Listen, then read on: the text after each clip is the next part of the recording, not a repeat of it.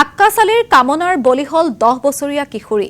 এই ঘটনা ছয়গাঁৱৰ কৈমাৰীত সংঘটিত হৈছে। দোকানলৈ যোৱাৰ সময়ত এটা শিহৰণকাৰী ঘটনা সংঘটিত হয়। বাটৰ পৰাই ঘৰৰ ভিতৰলৈ টানি নি অসৎ কামনা চৰিতাৰ্থৰ অভিযোগ উত্থাপন হৈছে লম্পট আক্কাচ আলীৰ বিৰুদ্ধে।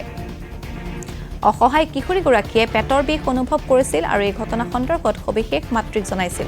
কিশোৰীগৰাকীয়ে তাৰ পাছতে পৰিয়ালৰ লোক আৰক্ষীৰ কাষ চাপে। দক্ষিণ কামৰূপৰ হিন্দু ঐক্য মঞ্চৰ তৎপৰতাত এই পদক্ষেপ। পলাশবাৰী আৰক্ষীৰ সহযোগত ছয়গাঁও আৰক্ষীয়ে আটক কৰে ধৃত আক্কাচক। সম্প্ৰতি পলাশবাৰী আৰক্ষীৰ জিম্মাত আছে আক্কাচ।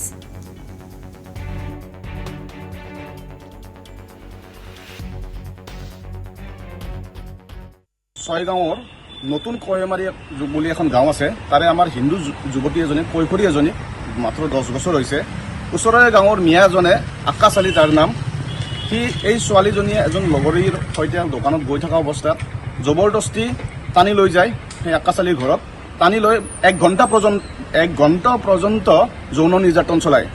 এই ঘটনাক তীব্ৰ ভাষাৰে গৰিহণা দিয়াই নহয়, মাননীয় মুখ্যমন্ত্ৰী মহোদয়ক যাতে এই আক্কাচ আলী নামৰ মিয়াটোক এনকাউণ্টাৰ কৰে তাৰ কাৰণে দাবী কৰিছোঁ। আৰু এই ঘটনাটো ছয়গাঁৱৰ কিছুদিন আগতে ঈদৰ দিনা গৰু মাংস উদ্ধাৰ হোৱাৰ দৰে এটা ঘটনা হৈছে।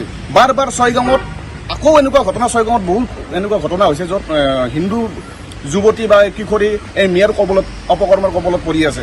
আজিৰ এই ঘটনাটো আপোনালোকে কেনেদৰে গম পায় বা কাৰ তৎপৰতাত উদ্ধাৰ হয়? চাওক, আমি এই ঘটনাটো দক্ষিণ কামৰূপ হিন্দু ঐক্য মঞ্চই তৎক্ষণিক গম পাই পুলিচৰ লগত যোগাযোগ কৰোঁ আৰু পুলিচৰ লগত যোগাযোগ কৰি এই মিয়াটোক আমি কৰায়ত্ব কৰিবলৈ পুলিচৰ সহযোগত কৰায়ত্ব কৰিবলৈ সক্ষম হওঁ।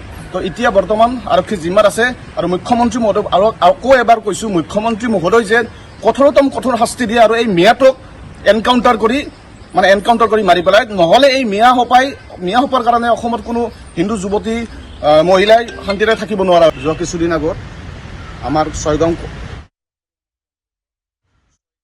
কৈমাৰীৰ এজনী 10 বছৰীয়া নাবালিকা হিন্দু যুৱতীক এজন আক্কাচ আলী নামৰ মিয়া এটাই ধৰ্ষণৰ দৰে অপকৰ্ম কৰে।